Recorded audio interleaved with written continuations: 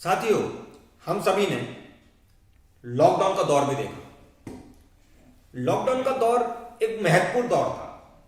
उसने हम सभी को जीवन जीने के तरीके में एक चेंज की आवश्यकता है यह बताया। लॉकडाउन के अंदर तीन तरह के वर्ग सामने आए। पहला, गरीबी वाला वर्ग। एक वर्ग आया मध्यम वर्ग और तीसरा एक अमीरों वाला वर्ग। मैं यहां पे गरीबी वाला जो वर्ग जो मैं कह रहा हूं उसको भी दो पार्टों में मैं डिवाइड करना चाहूंगा, दो भाग उसके करना चाहूंगा। एक वो गरीब जो झोपड़पट्टी में रह रहे थे, जिनके पास कल के लिए खाने के लिए भी पैसा नहीं था, और एक दूसरा मजदूर वर्ग जो किसी फैक्ट्री में, किसी कंपनी में मजदूरी का काम करते थे। जहां वो गरीब पर जो झोपड़पट्टी में रह रहा था, जिसके पास हर दिन वो कोई ना कोई काम कर पैसे कमाकर अपनी आजीविका चला रहा था, उसका भी काम बंद हो गया। जो मजदूर वर्ग था, जो किसी प्राइवेट कंपनी में या किसी कंपनी में रहकर काम कर रहा था, उसका भी काम चला गया। इवन हमने ऐसे लाखों की संख्याओं में लोगों को देखा जो कहीं ना कहीं कोई 100 किलोमीटर, कोई 200 किलोमीटर, कोई 400, 500, 1000 किलोमीटर का सफर तय करके, पैदल सफर तय करके जहां पर वो काम कर रहे थे वहां से पैदल चलकर अपने घरों तक पहुंचे। उनके पास कोई खाने का सामान नहीं था, उनके पास पहनने के कपड़े नहीं थे, क्योंकि एक पैदल चलने वाला व्यक्ति कितना अपने साथ सामान ले सकता था। कई लोगों के पास चप्पलें नहीं थी, जूते नहीं थे, चप्पल नहीं थे, पैदल चल दिए। किसी के पास छोटे छोटे बच्चे थे, उनको सिर पर लाद कर, कंधे पर बिठाकर पैदल चल दिए। ऐसे ऐसे उदाहरण भी मिले। कोई बच्चे साइकिल से पहुंचे हैं लोग, ऐसे उदाहरण भी हमें देखने को मिले। सरकार के पास भी ऐसे लोगों को अपने गांव तक पहुंचाने के लिए भी कोई सुविधा नहीं थी। एक दूसरा वर्ग की बात करूंगा मैं, मध्यम वर्ग की बात। उसको भी मैं दो पार्टों में डिवाइड करना चाहूंगा। एक निम्न मध्यम वर्ग, एक उच्च मध्यम वर्ग। निम्न मध्यम वर्ग में वो लोग आते थे जो छोटा व्यापारी था, खुदरा व्यापारी था, जो कहीं ना कहीं छोटी मोटी कोई ऐसी अपने घर के घरेलू एरिया में रहकर जॉब कर रहे थे, या ऐसी जगह जॉब कर रहे थे। कुछ लोग बाहर जाकर जॉब कर रहे थे। उनके सामने भी एक विकट परिस्थिति आ गई। उनका भी जॉब छूट गया, क्योंकि दुकानें बंद थी, घर से बाहर नहीं निकल सकते थे। देश के प्रधानमंत्री ने घोषणा कर दी थी कि लॉकडाउन के दौरान अगर आप बिना किसी जरूरी काम के बाहर निकलेंगे तो आपको पुलिस डंडे बरसाएगी, आपको बाहर नहीं निकलना है। सारे काम धंधे बंद थे, सारी फैक्ट्रियां बंद थी, सब कुछ बंद था। उस मध्यम वर्ग के सामने भी अपने जीवन यापन का एक बड़ा संकट आ गया था। इस मध्यम वर्ग की कहानी अलग थी। यह मध्यम वर्ग बड़ा परेशान था, क्योंकि जो लोग गरीब थे और जो मध्यम वर्ग थे, मध्यम वर्ग के सामने एक परेशानी यह थी कि कुछ उसकी लायबिलिटीज भी थी, कुछ उसकी जिम्मेदारियां भी थी।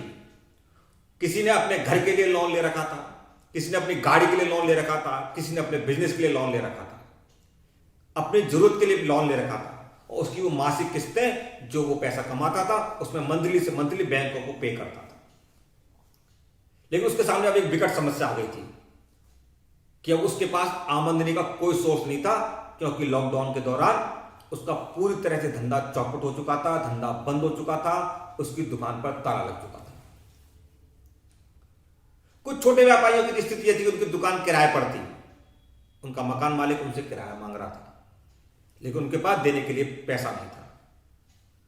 कुछ लोग तो ऐसे थे जिनकी दुकान भी किराए पर थी और घर भी किराए पर था, उनके दोनों मकान मालिक उनसे पैसा मांग रहे थे, लेकिन उनके पास देने के लिए पैसा नहीं था।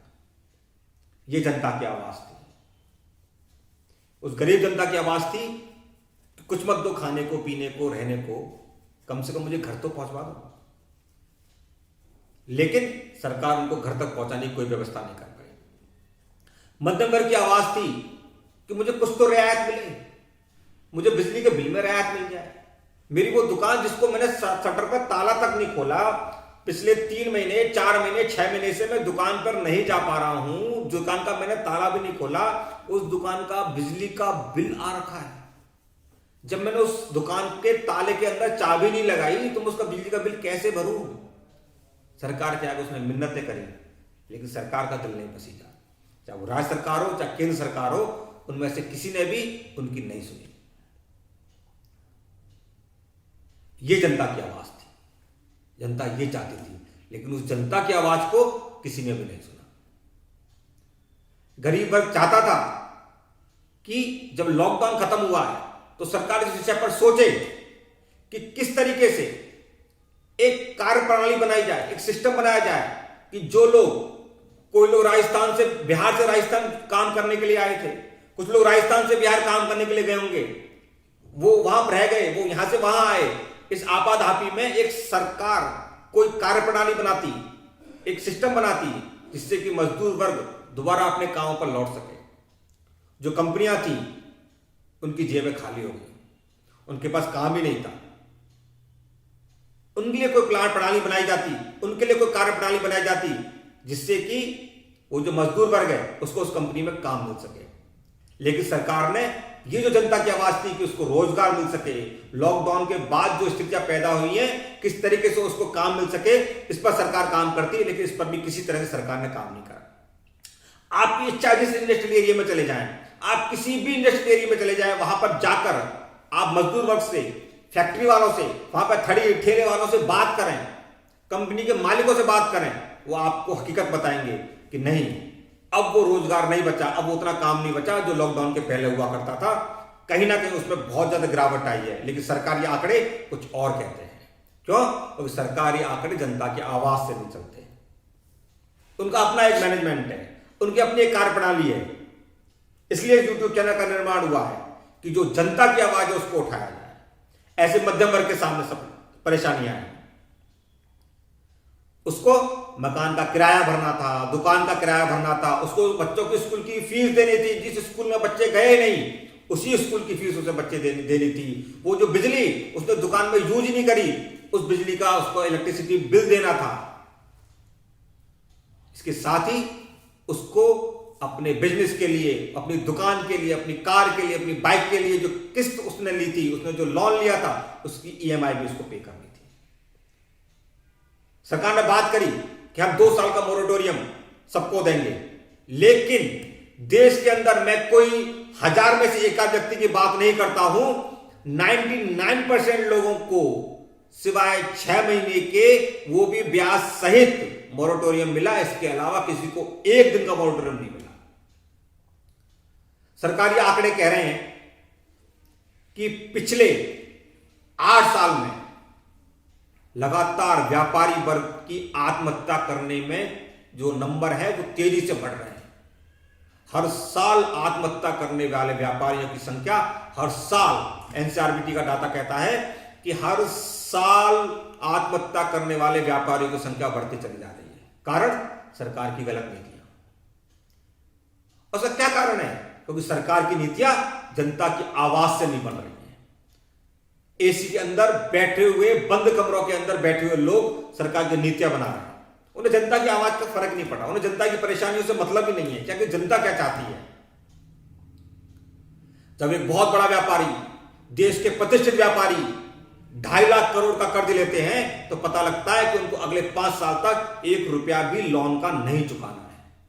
वहीं आप अपने लिए कोई मकान के लिए लोन लेते हैं, अपने व्यापार के लिए लोन लेते हैं, तो आपको अगले महीने तक से किस्त स्टार्ट हो जाती है। अभी सोचने का विषय है, एक बहुत बड़ा सोचने का विषय है कि आखिर ऐसा क्यों। जब आप लोन लेते हैं, जब यह कहा जाता है कि बिजनेस, कोई भी बिजनेस स्टार्ट होता है तो उसमें साल भर बाद मुनाफा स्टार्ट होगा, ये कहते हैं हम अमूमन। अपन जब चर्चा करेंगे तो कहते हैं कि हाँ भाई, जब हमने धंधा करा है तो भैया साल भर तो उसको जमने में लगेगा। जब उस धंधे को साल भर जमने में लगेगा तो 1 साल से पहले वो किस्त कैसे देगा? क्या सरकार की कोई ऐसी नीति है?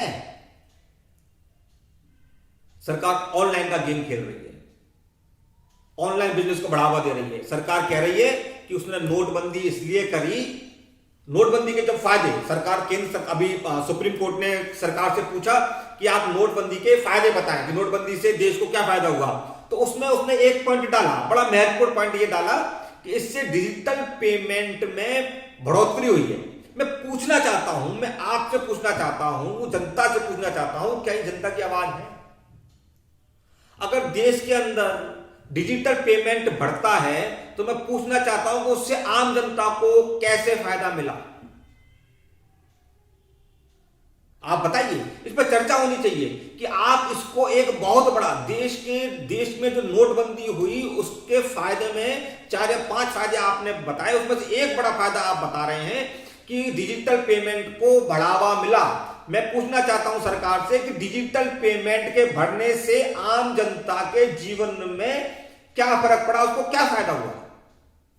क्या पेटीएम, फोन पे, गूगल पे की आमदनी बढ़ने से आम जनता को कोई फायदा हुआ क्या?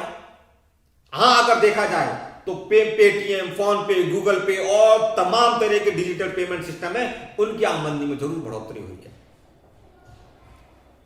सरकार धीरे धीरे करके मॉल संस्कृति को बढ़ावा दे रही है। ये वो मॉल संस्कृति जो कहीं ना कहीं अमेरिका, ऐसे देश जहां का क्षेत्रफल बहुत ज्यादा बड़ा है और आबादी कम है, ऐसे देशों के लिए ऑनलाइन जो बिजनेस का सिस्टम है वो कहीं ना कहीं सकारात्मक रहता है। लेकिन हमारे देश में क्षेत्रफल के हिसाब से जनसंख्या बहुत ज्यादा है, यहां पे ऑनलाइन बिजनेस को बढ़ावा नहीं देना चाहिए था। या कुटीर उद्योग को बढ़ावा देना चाहिए, लघु उद्योग को बढ़ावा देना चाहिए, या खुदरा व्यापारी को बढ़ावा देना चाहिए। खुदरा व्यापारी ज्यादा से ज्यादा होने चाहिए थे, लेकिन उसकी अनदेखी कर, क्योंकि खुदरा व्यापार बढ़े, रोजगार के अवसर बढ़े, कुटीर उद्योग लगे, ये जनता की आवाज है। जनता चाहती है रोजगार, इसके उपलक्ष्य में उसको क्या दिया जा रहा है? इसके रूप में उसको दिया जा रहा है कि ऑनलाइन बिजनेस को बढ़ाया जा रहा है, जिससे कुछ चंद कंपनियां, 10, 15, 20 कंपनियां आती हैं और वो सारा बिजनेस कैचअप करके और अपना बिजनेस कर रही है, जिससे छोटा छोटा दुकानदार खत्म हो रहा है। मॉल संस्कृति से और ऑनलाइन बिजनेस से धीरे धीरे करके व्यापारी वर्ग को, मध्यम वर्ग परिवार को खत्म किया जा रहा है। जनता की आवाज यह है, इस पर काम होना चाहिए। लेकिन नहीं, सरकारें हो चाहे वो विपक्ष हो, मैं दोनों की बात कर रहा हूं, चाहे वो सरकार हो चाहे विपक्ष हो, उसका इनमें से किसी भी मुद्दे पर कोई भी ध्यान नहीं है। हम इस चैनल के माध्यम से इन सब मुद्दों पर बात करेंगे। हम बात करेंगे कि किस तरीके से ये जो ऑनलाइन व्यापार है यह धीरे धीरे करके बेरोजगारी बढ़ा रहा है। आप देखिए, कुछ दिन पहले फेसबुक ने बहुत से लोगों को नौकरी पर रखा, आज से 1-2 साल पहले की बात है। आज उसने हजारों की संख्या में लोगों की छटनी कर दी। ट्विटर पे हजारों की संख्या में छटनी हो रही है, अमेजन पे हजारों की संख्या में छटनी हो रही है। क्यों? क्योंकि शुरू में तो ये लोग जब आते हैं तो ये बताते हैं कि हम इतने सारे आपको बिजनेस के अवसर प्रोवाइड कराएंगे, लेकिन धीरे धीरे करके, क्योंकि ये ऑनलाइन सिस्टम है, मैन पावर की कम से कम जरूरत पड़ती है, धीरे धीरे करके ये लोगों की छटनी करते हैं। और जो लोग पहले जॉब में लगे थे उनको पता लगता है, रात को पता लगता है कईयों को तो मेल के माध्यम से, कि उनकी जॉब ही नहीं रही। इस विषय पर चर्चा होने की आवश्यकता है। एक बात और विशेष रूप से मैं यहां पर चर्चा करना चाहूंगा, ये जितने भी मुद्दे मैं आज जो छेड़ रहा हूं, इन पर हम एक एक मुद्दे को हम लोग गहराई से जाएंगे, आप लोगों से चर्चा करेंगे, आप लोगों के बीच आएंगे, चर्चा करेंगे और बताएंगे कि क्या प्रॉब्लम है। प्रॉब्लम का मतलब क्या, जनता की आवाज है, इसमें जनता की आवाज क्या है, उसके समाधान क्या होने चाहिए, यह भी हम सरकार को बताएंगे इस न्यूज चैनल के माध्यम से। एक बड़ा विषय आ रहा है कि जनता यह कह रही है कि जो ऑनलाइन जो सिस्टम है इसमें कोई 10% का डिस्काउंट दे रहा है, कोई 15% का डिस्काउंट दे रहा है, कोई 20% का डिस्काउंट दे रहा है।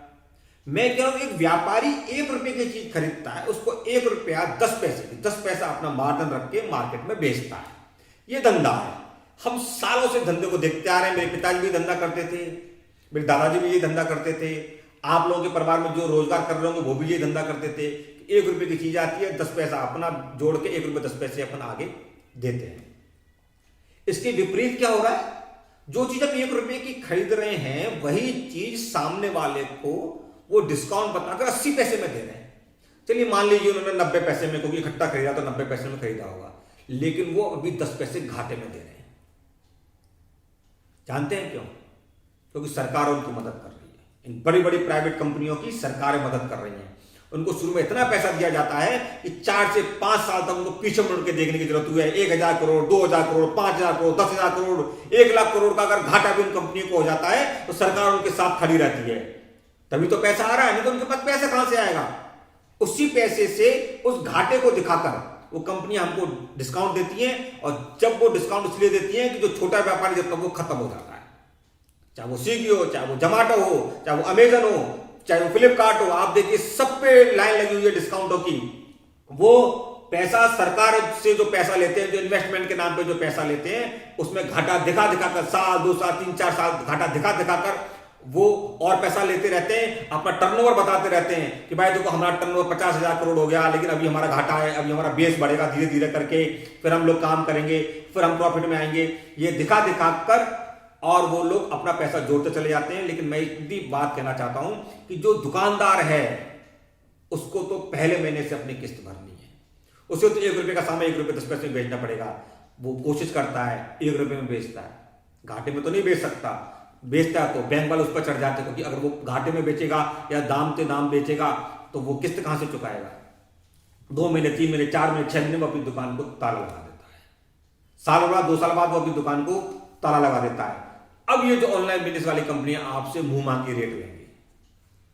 इसी तरीके से किसान की बात करेंगे, किसान भी तो यही कह रहा है कि वो जो फसल उगा रहा है वो दुकानदार को बेचना चाहता है, वो वहां के व्यापारी को एमएसपी, वो कह रहे हैं फिक्स रेट कर दो भैया कि ये मिनिमम रेट है, इस रेट पे से कम पे माल नहीं बिकेगा। लेकिन उसके विपरीत सरकार क्या कह रही है, नहीं, हम कुछ धन कुबेरों को ये फैसिलिटी देंगे कि आप उनको माल बेचें, वो आपसे माल खरीदेंगे और फिर वो आगे बेचेंगे। आप समझ रहे हैं, वही सिस्टम बन रहा है। किसानों से पहले महंगा माल लिया जाएगा, सस्ता बेचा जाएगा, महंगा माल लिया जाएगा, सस्ता बेचा जाएगा। इससे जो छोटा व्यापारी है, जो आड़तियां हैं या वो लोग हैं, वो पैसा माल नहीं खरीद पाएंगे, वो धीरे धीरे करके साल 2 साल में खत्म हो जाएंगे। अब किसान से सस्ता खरीदा जाएगा और महंगा बेचा जाएगा। आप इसके उदाहरण देख रहे हैं कि हमने कई जगह, आपने भी शायद वीडियो वायरल वो देखे होंगे कि 100 रुपए में 3 केले जैसी घटनाएं भी हुई हैं। आप देखिए, आप जब लोग हम इस चीजों पर चर्चा करेंगे तो हम पाएंगे कि कहीं ना कहीं जनता की जो आवाज है उस पर काम नहीं हो रहा है, क्योंकि सरकारें और विपक्ष दोनों के दोनों आपसी लूज कसोट में लगे हुए हैं।